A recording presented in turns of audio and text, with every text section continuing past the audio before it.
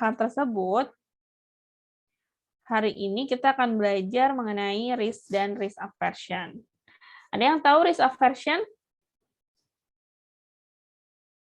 Menghindari resiko, Bu. Yang macam-macam dari tipe investor itu sesuai dengan risk-nya ada berapa? Ada yang tahu?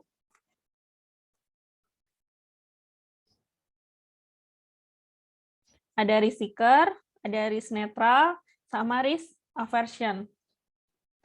Risk seeker itu dia yang suka mencari risiko.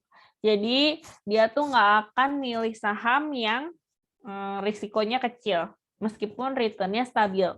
Jadi yang dia cari adalah saham-saham yang beresiko tinggi.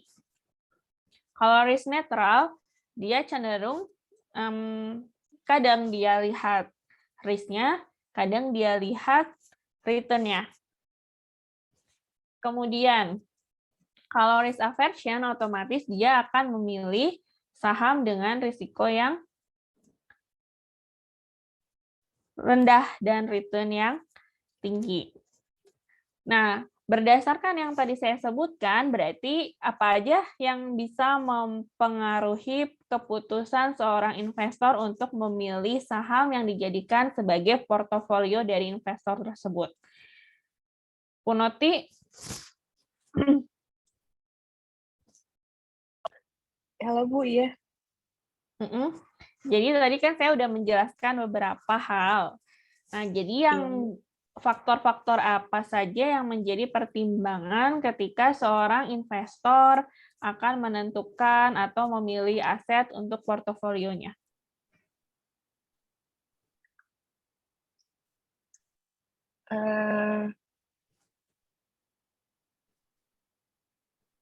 Nggak tahu deh Bu, saya masih kurang paham.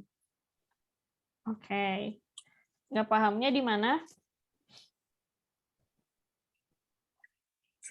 Saya masih belum ngerti sih Bu, kayak apa yang harus dilihat, data-data yang harus dilihat itu apa aja gitu Bu. Oke. Sandi mau bantu? Jadi kira-kira apa aja faktor yang jadi pertimbangan untuk memilih saham? Kayaknya tingkat resiko sama tingkat return-nya, Bu. Ya, itu dua itu yang sangat mempengaruhi keputusan seorang investor untuk menentukan instrumen-instrumen investasi yang dijadikan sebagai portofolionya. Selain itu, ada lagi nanti kita akan belajar mengenai utility. Pernah dengar utility di makro?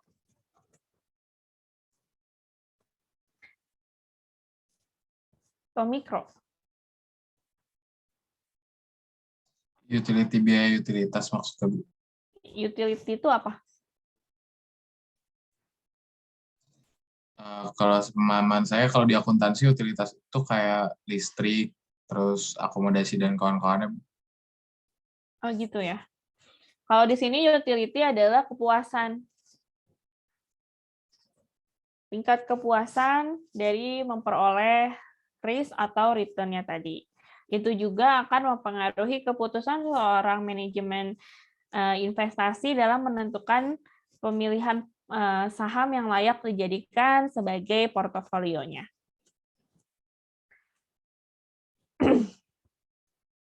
Nah, sekarang kalau dilihat di sini, kita tidak ada kepastian mengenai nilai aset di kemudian hari, ya kan? Kita nggak tahu aset itu akan naik atau akan turun. Tapi kita bisa menentukan peluang apakah aset tersebut akan naik atau akan turun. Peluang itu didapetin dari mana sih? Ada yang tahu?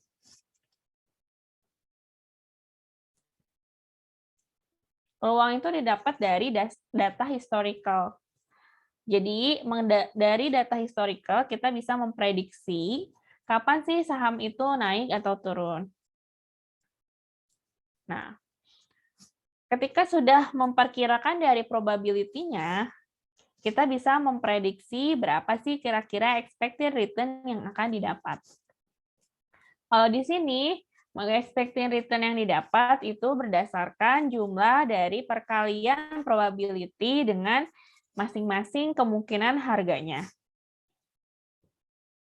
Ya. Tapi ada macam-macam return itu.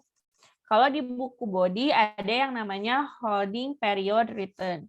Ada yang pernah baca? Bodinya suka dibaca nggak? Nggak. Belum, Bu. Pasti kalau textbook itu jarang dibaca. Holding period return itu nanti cari ya di body.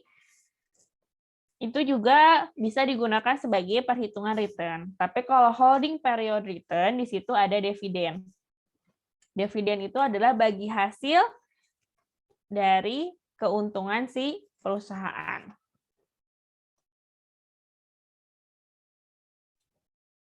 Ada juga rate of return. Ya, jadi nanti kalian jangan kaget ketika nanti ada beberapa cara untuk memperhitungkan return. Ada ROR, rate of return, ada holding period return, ada juga nanti return-nya aja. Nanti silakan cari tahu apa bedanya masing-masing perhitungan return tersebut. Kalau misalnya kalian lihat skripsi yang semester depan ya, insya Allah skripsi. Nah, itu harus cerdik dalam menentukan. Kalau misalnya kalian mau ambil topik investasi, berarti kalian harus cerdik memperhitungkan return apa yang akan kalian hitung. Ya, dari tadi yang saya kemukakan beberapa pilihan untuk menghitung return investasi. Nah, sekarang di sini harga asetnya ini adalah 100.000 hari ini. Ada dua kemungkinan, akan naik atau turun. Kemungkinannya ada dua. Ternyata untuk kemungkinan dia turun lebih kecil daripada kemungkinan dia naik. Dan kalau misalnya ini sama kan ya, kalau ekspektasi kan sigma XPX kan. Nah, itu sama aja. Jadi hasilnya 122.000. Expected return-nya adalah 122.000. Itu beda lagi ya. Expected return itu beda. Rate of return beda. Holding period return beda. Jadi nggak sama. Nah, the expected profit on the $100,000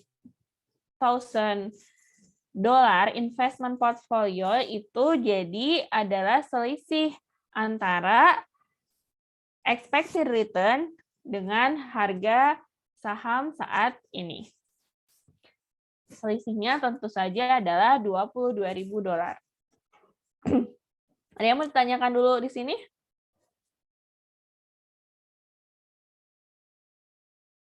Jadi sekali lagi untuk memperhitungkan return, kita harus mempertimbangkan peluang apakah nilai sisa aset itu akan naik atau akan turun. Saya mau nanya. Ya. Ibu, jadi 22.000 itu return yang akan didapatkan terlepas dia naik atau turun? Atau kalau 22.000 itu bukan return, tapi profit. Expected profit. Jadi kira-kira dia dapat keuntungannya berapa tuh, beda lagi ya. Profit, return, expected return. Nah, makanya hati-hati nanti menerjemahkan satu-satu istilah tersebut. Kalau profit tentu saja kita hanya memperhitungkan selisih dari keuntungan yang kita dapat dengan harga saham saat ini. Itu juga sebenarnya prinsip dari return. Tapi balik lagi, untuk return itu sendiri ada istilah-istilahnya, makanya harus hati-hati. Ada expected return, ada rate of return. Nah, itu beda-beda cara memperhitungkannya.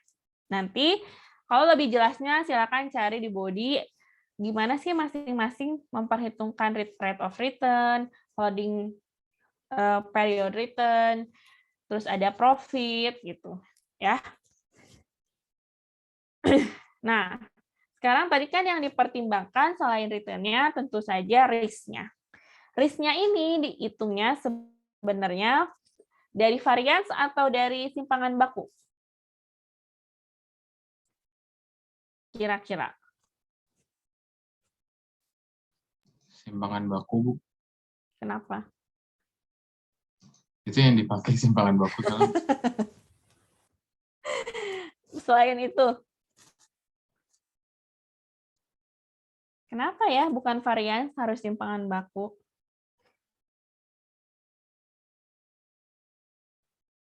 Ini sering ditanyain di sidang.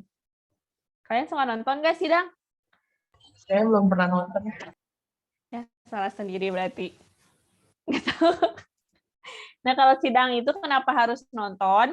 Karena kalian tuh nanti bisa nyiapin pas kalian mau sidang itu, kira-kira apa sih yang ditanyain? Nah, terus kalian tuh bikin list jawabannya, terus sharing sama temen. Jadi kalau pas ditanyain, ya pasti kalian tahu.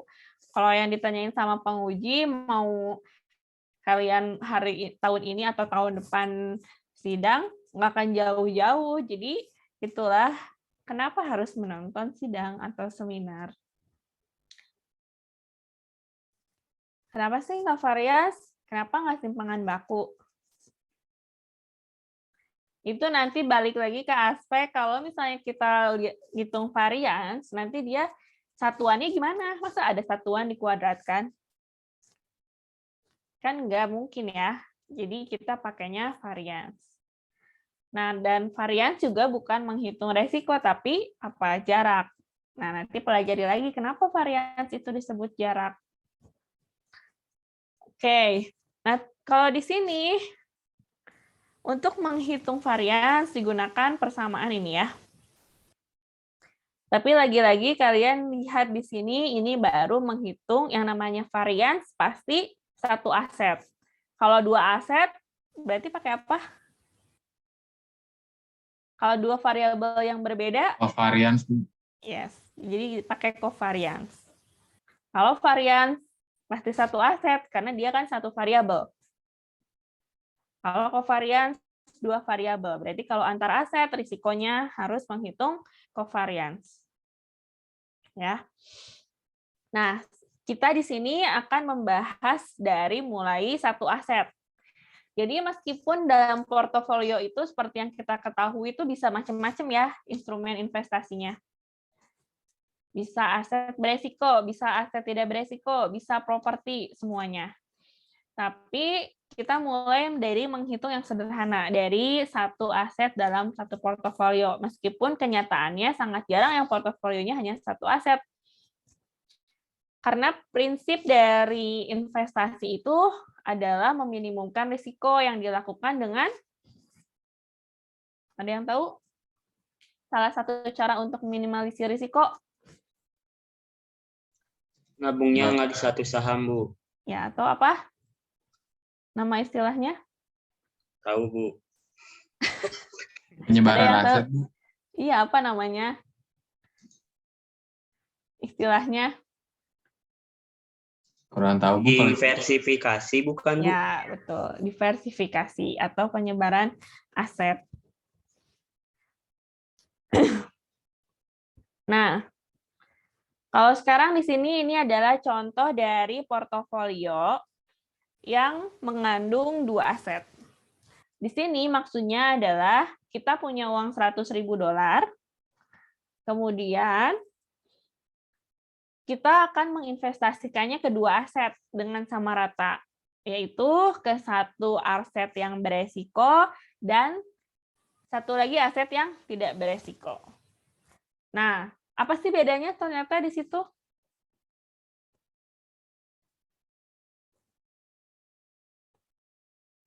yang A ada probabilitasnya. Yang B nggak ada. Kenapa? Kan dia risk free T-bill, jadi fixed return, Bu, sebenarnya. Oke. Dari risiko. Ya, karena fixed return. Kalau risikonya pasti 0, karena dia fixed return. Ya. Nah, kemudian the expected marginal or incremental profit of the risky portfolio over investing in safety bills adalah 17.000. Jadi 17.000 ini adalah risk premium. Atau kompensasi ketika seseorang akan menginvestasikan uangnya di saham yang beresiko. Kompensasinya tersebut merupakan selisih dari yang semestinya dia bisa dapat, maksudnya yang 100% kemungkinan dia dapatnya itu pasti kan 5.000. Jadi selisih antara expected return dengan kepastian yang si investor itu bisa dapatkan dengan uang sebesar 100.000-nya. Nah, selisihnya itu dinamakan risk premium. Tapi kalau misalnya sama antara expected return dengan aset dengan hasil 100% yang akan dia dapatkan, maka disebutnya fair game. Ada yang mau ditanyain? Belum ada, Bu. Oke. Nah, sekarang tadi kan untuk memilih instrumen investasi ke dalam suatu portofolio itu, kita tadi sudah membahas return dan risk. Nah, satu lagi yang bisa dipertimbangkan adalah utility atau kepuasan. Nah, untuk kepuasan ini, maka dilibatkanlah si variabel baru, yaitu skor dari seberapa berani si investor menanggung resiko. Makanya di situ muncul risk seeker, risk neutral, dan risk averter. Ya, biasanya skor dari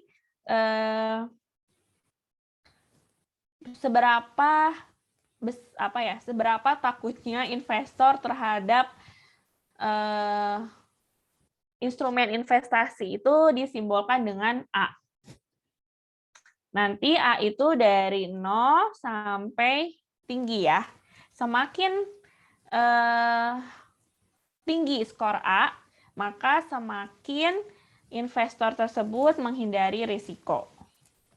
Semakin rendah skor A, maka semakin berani investor tersebut menanggung risiko. Kalau 0 berarti dia adalah risk netral, yang hanya memilih atas dasar ekspektasi pengembalian tanpa memperhatikan risiko.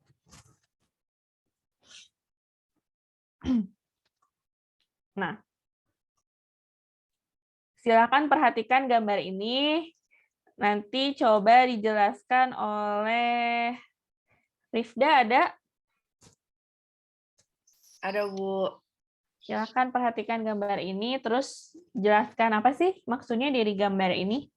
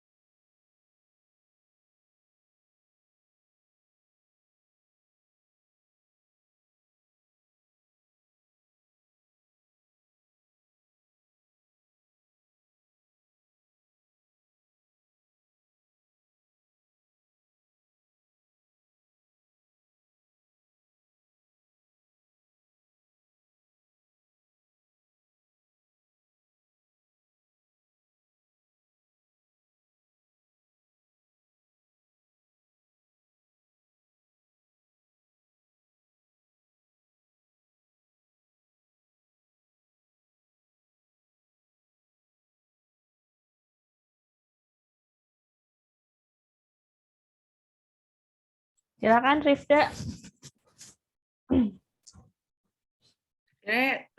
Sepaham saya aja ya, Bu ya.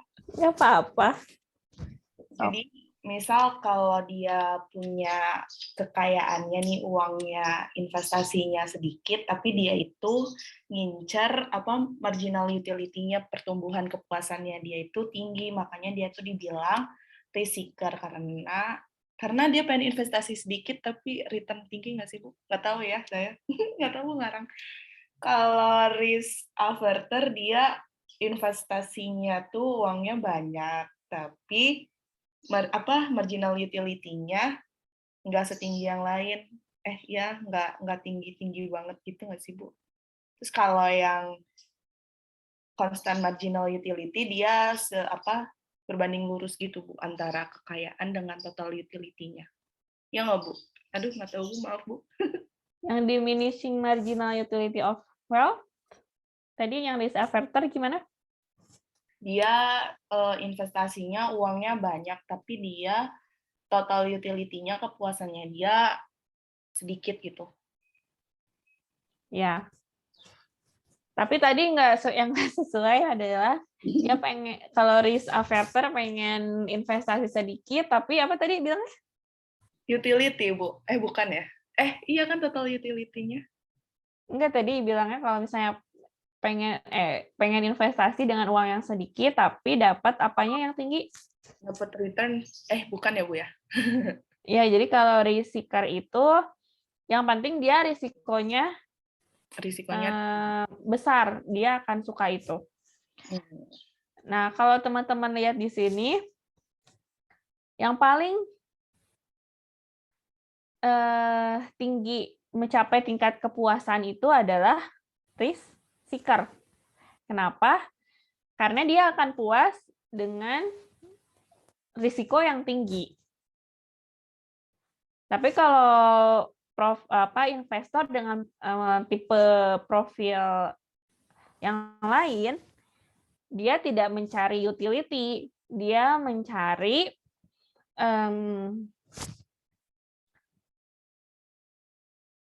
dia mencari return, sehingga ya kepuasannya juga nggak akan tinggi-tinggi banget, di situ aja gitu.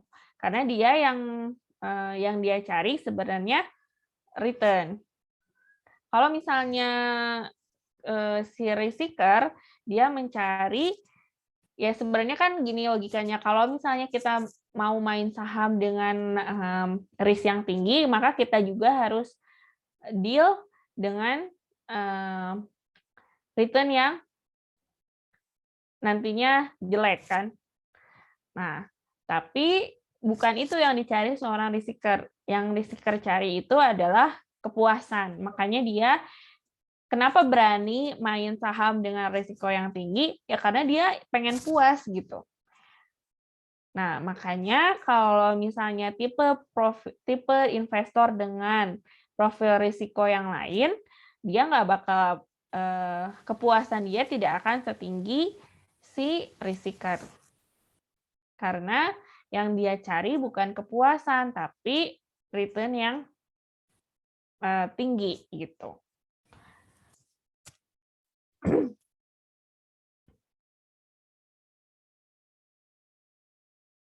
Nah, kemudian kalau di sini utility theory. Para investor dari manajer finansial bersikap risk averter. Teori ini didasarkan atas diminishing marginal return for money, yakni tambahan pengembalian uang yang diterima kedua kali memberikan kepuasan yang lebih rendah dari yang diterima pertama kali. Otomatis ya, kalau misalnya kita dapat sesuatu pas pertama kali, pasti kepuasannya tinggi. Tapi kalau misalnya untuk yang kedua kali, pasti tingkat kepuasannya akan menurun. Nah, di sini adalah rumus atau persamaan untuk menentukan tingkat utility. Dengan persamaan ini, maka akan didapatkan skor dari utility. Nah, yang saya tadi jelaskan ya, ada A. A ini adalah indeks kepuasan dari atau skor dari seberapa takut atau seberapa berani si investor dalam mengambil risiko. Nah, ada scaling convention. Nah, scaling convention-nya ini adalah 0,005. Kalau di body itu ada setengah A sigma kuadrat. Nah, itu beda karena nanti tergantung satuan dari expected return sama variance-nya.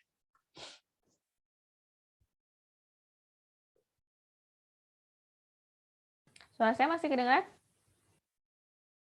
Masih ada, Bu. Ada.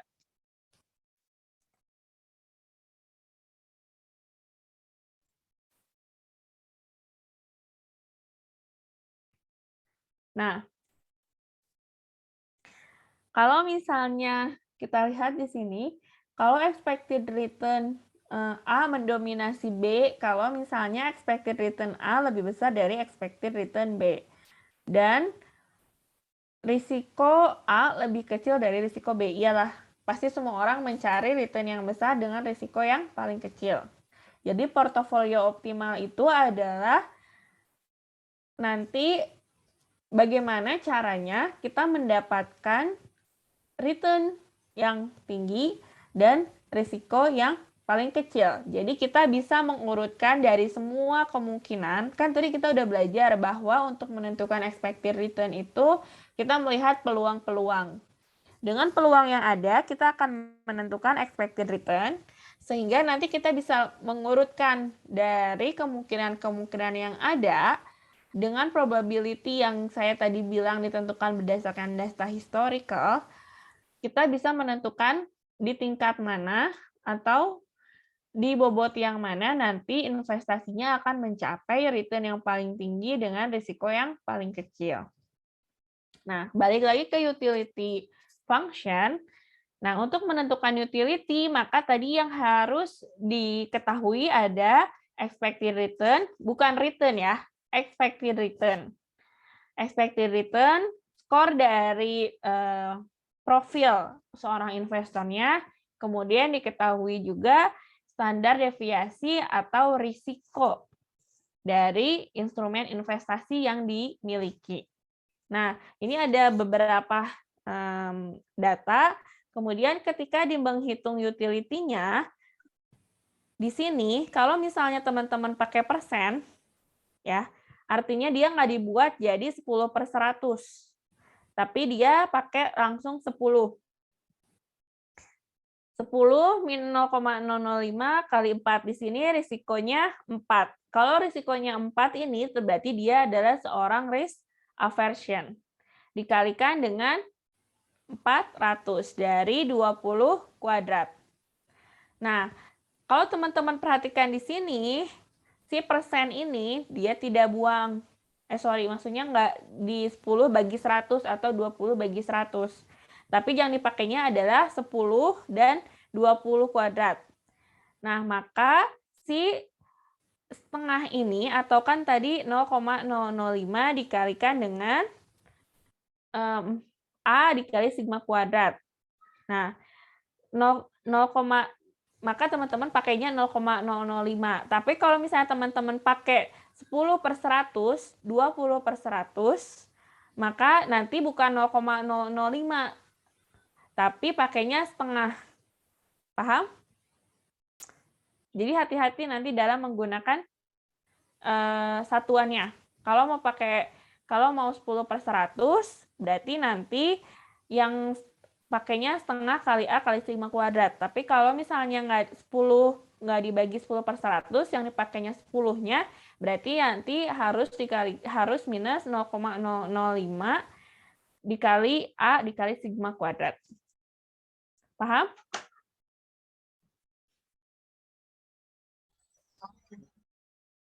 Ada yang mau ditanyakan sampai sini?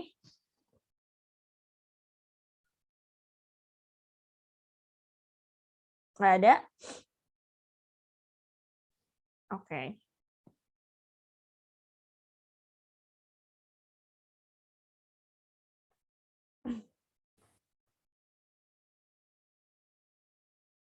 Nah, sekarang kita akan belajar mengenai beberapa rule dalam memperhitungkan expected return dan dalam memperhitungkan return dan variance. Nah, ada yang tahu apa itu bullish, apa itu bearish?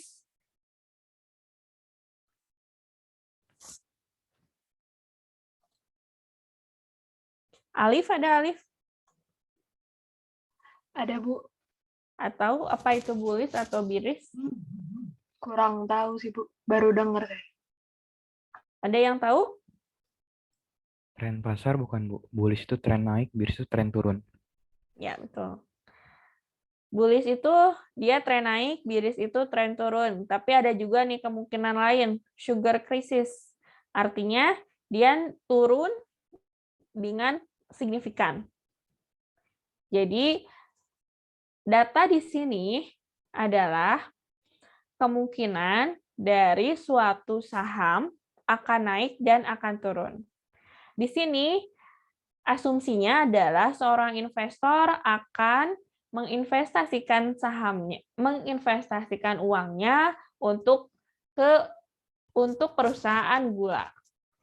Kemungkinan dari nilai saham perusahaan gula tersebut akan naik atau bullish, akan turun atau bearish, atau akan mengalami krisis dengan masing-masing kemungkinannya 0,5, 0,3, dan 0,2. Kalau bullish, dia berarti rate of return-nya 25%. Kalau bearish, berarti rate of return-nya 10%. Kalau sugar crisis, berarti rate of return-nya minus 25%. Nah, dengan menggunakan semua kemungkinan yang ada, maka akan diperoleh expected return sebesar 10,5%.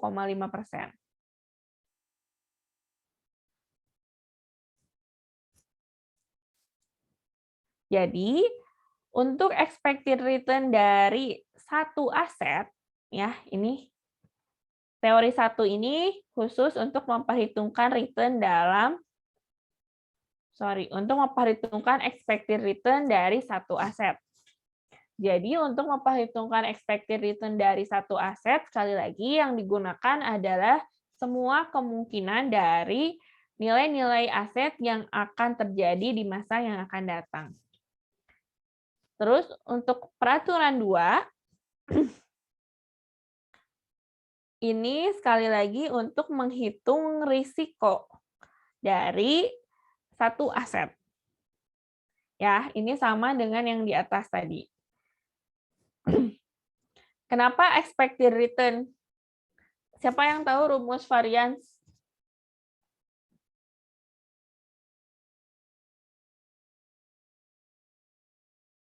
Rumus varians itu apa?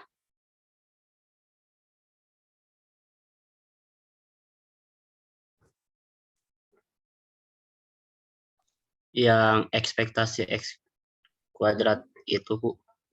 Apa harusnya Apa itu? bukan? Apa beda, Bu? Sigma. Variannya beda ya, Bu? Sigma apa? Varians? Jadi nanti nyambung ke sini. Masa lupa varians? Anda 1. Ihsan ada?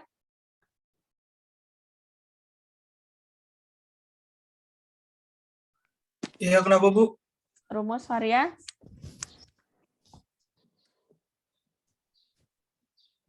Varians, analisis data.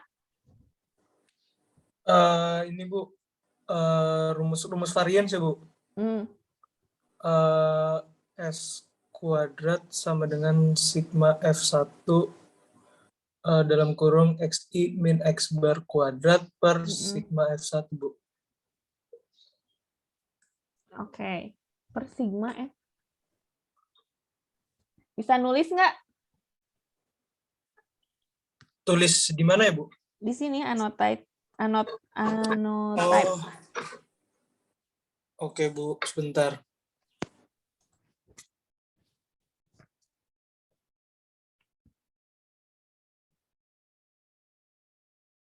Tapi paling agak berantakan ya, Bu.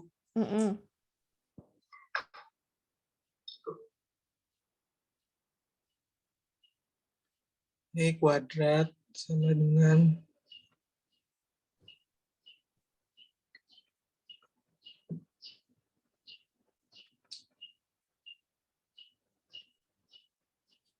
ya, Bu, ini presentasinya kena ini, Bu. Ya, nggak apa-apa. Nggak apa ya? Anita. Rotan. Ya. Yang ngejelasin apa itu Bang Ijal ya? Sambil magang ya. Aku nggak. Yang maaf, Bu. ngejelasin apa itu belum dicekal. Ya, nggak apa-apa. Ya pokoknya ginilah kurang lebih kayaknya yang saya tahu.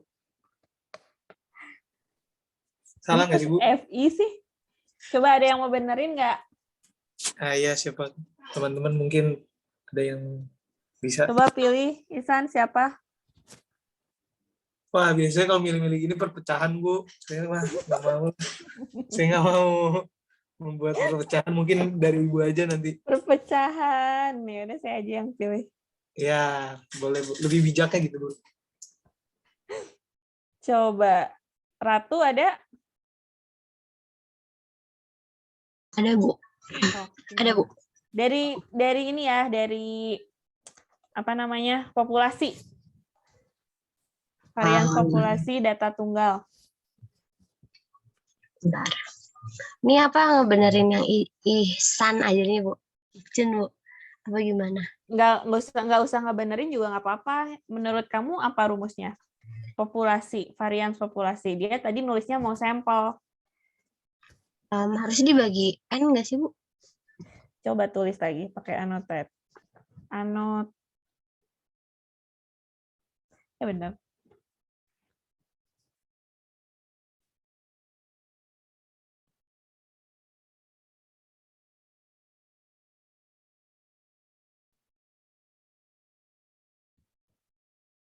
Bentar, ini susah, Bu. Agak getar-getar gitu, bentar, Bu. Nggak apa-apa. Itu apa sih, V? Oh, sigma. Apa sih itu? Bu, yang kayak gitu, Bu. Serius saya nanya. Susah, Bu, ini lambangnya ceritanya, Bu. Ini rambang yang ini itu teh. Aku warna merah aja, Bu. Makanya, Bu, ini jelek banget. Maaf, di sana. Nggak apa-apa. Enggak. Oh sama. Gimana, Bu? Oke. Stop terus.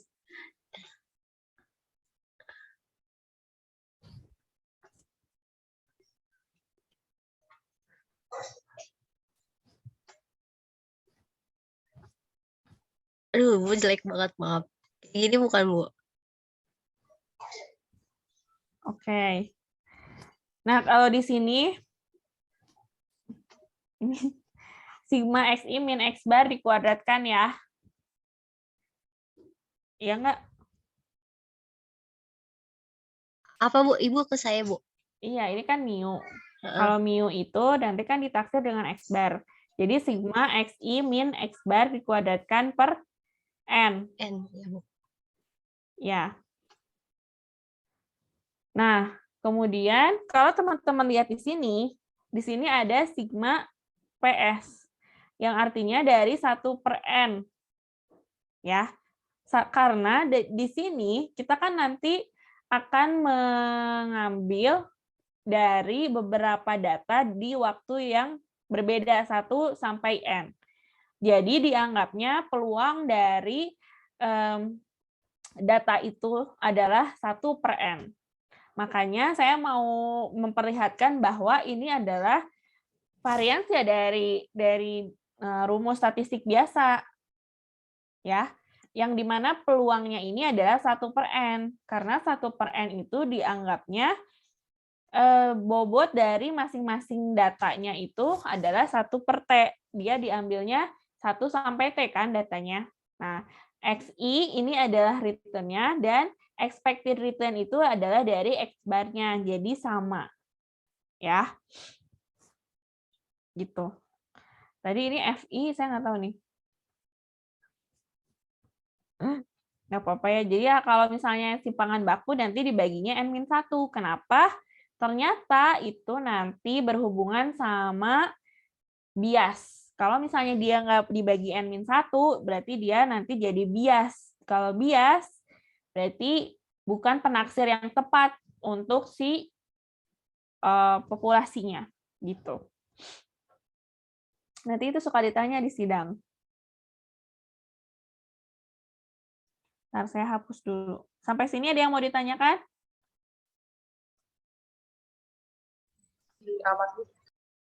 Hah? Belum ada, Bu. Oke. Jadi sekali lagi kita masih berurusan dengan portofolio yang memiliki satu aset. Ya. Karena kalau udah beberapa aset, maka kita harus memperhitungkan covariance. Ini yang ketiga. Yang ketiga ini, rate of return dari portofolio is a weighted average. Kalau weighted average berarti tergantung berapa banyak dari isi portofolionya. Karena ini 2, RB sama BIL, maka masing-masing adalah 0,5. Jadi peluangnya atau weighted-nya sama, masing-masing 0,5.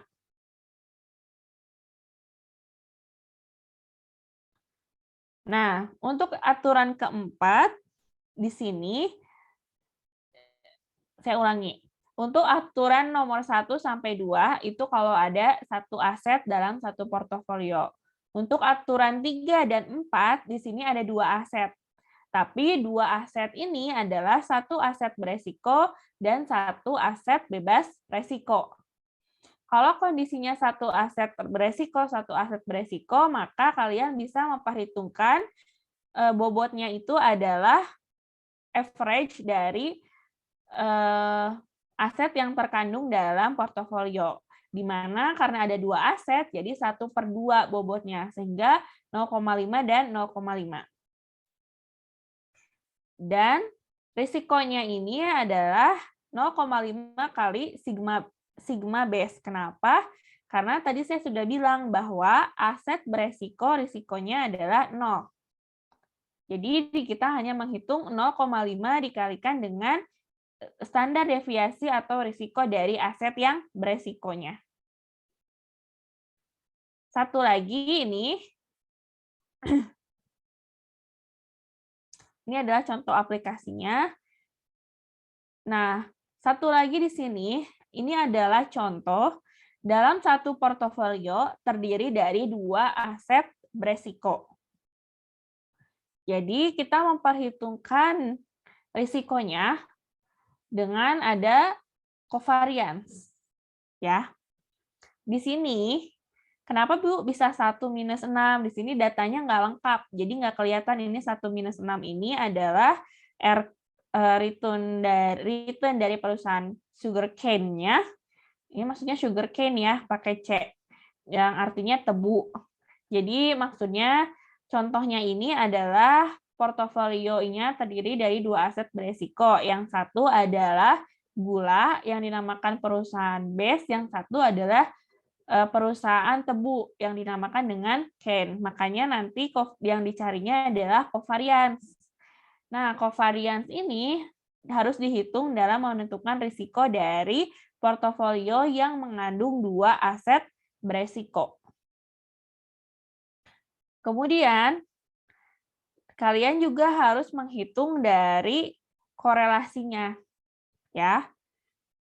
Nanti di pertemuan yang akan datang akan dijelaskan apa hubungan dari atau apa penjelasan dari nilai korelasi yang kecil atau korelasi yang besar, apa penjelasan dari covariance yang besar sama yang kecil, nanti kita akan jelaskan hubungan dari masing-masing statistiknya. Nah, ini adalah perhitungan dari risiko portofolio. Sekali lagi, di mana portofolionya mengandung 2 aset beresiko. Jadi, di sini melibatkan covariance dari aset 1 dan aset 2. Untuk lebih jelasnya, nah hari ini kita baru mempelajari portofolionya hanya mengandung 1 aset. Sehingga baru kita menghitung yang Rule 1 dan Rule 2. Yang ini. Yang Rule 3 dan Rule 4 nanti akan dibahas di pertemuan selanjutnya, di mana nanti portofolionya ada 1 aset bebas resiko dan 1 aset beresiko. Nanti yang rule selanjutnya, yang untuk aset beresiko, nanti akan dibahas lagi secara lebih detail di pertemuan yang akan datang. Ya. Jadi hari ini kita baru mempelajari bagaimana cara memperhitungkan return, expected return, dan risiko dari portofolio yang mengandung 1 aset. Kemudian yang dipertimbangkan dalam memilih aset yang akan mengoptimalkan suatu portofolio bisa digunakan 3 faktor. Yang pertama adalah utility, yang kedua adalah risk, yang ketiga adalah return. Di mana nanti untuk utility itu sendiri harus mempertimbangkan profil dari investor. Seberapa berani investor tersebut dalam menanggung risiko dari suatu aset. Sampai sini ada yang mau ditanyakan? Ibu mau nanya. Silakan. Tadi kan Ibu sempat singgung yang masalah skor A itu ya, Bu. Itu ada ini nggak, Bu? Ada angka-angkanya nggak, Bu, untuk risiko berapa, untuk risk yang netral berapa gitu, Bu? Kira-kira. Sebenarnya kalau untuk prakteknya nanti kalian bisa menggunakan, nggak ada patokan resminya untuk kasus real. Tapi kalau di buku body biasanya 1-2 itu udah masuk ke risk seeker. Nanti 3 dan 4 itu sudah masuk ke risk aversion. Tapi untuk risk aversion biasanya menggunakan skor 4. Dan untuk risk seeker itu 1 dan 2. Jadi 3-nya itu jarang dipakai. Jelas? Oke, Bu. Makasih, Bu. Ya. Ada lagi yang mau ditanyakan?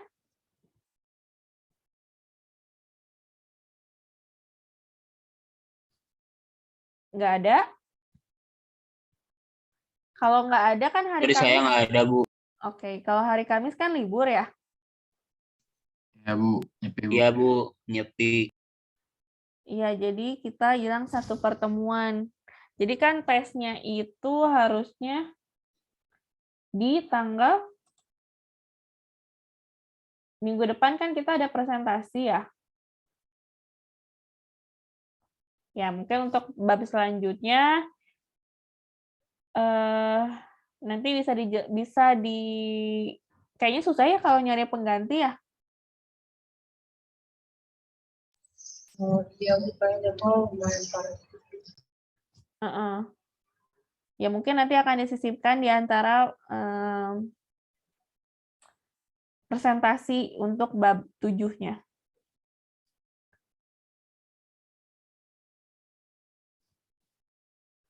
Oke. Kalau yang kosong hari apa? Apa nggak ada sama sekali?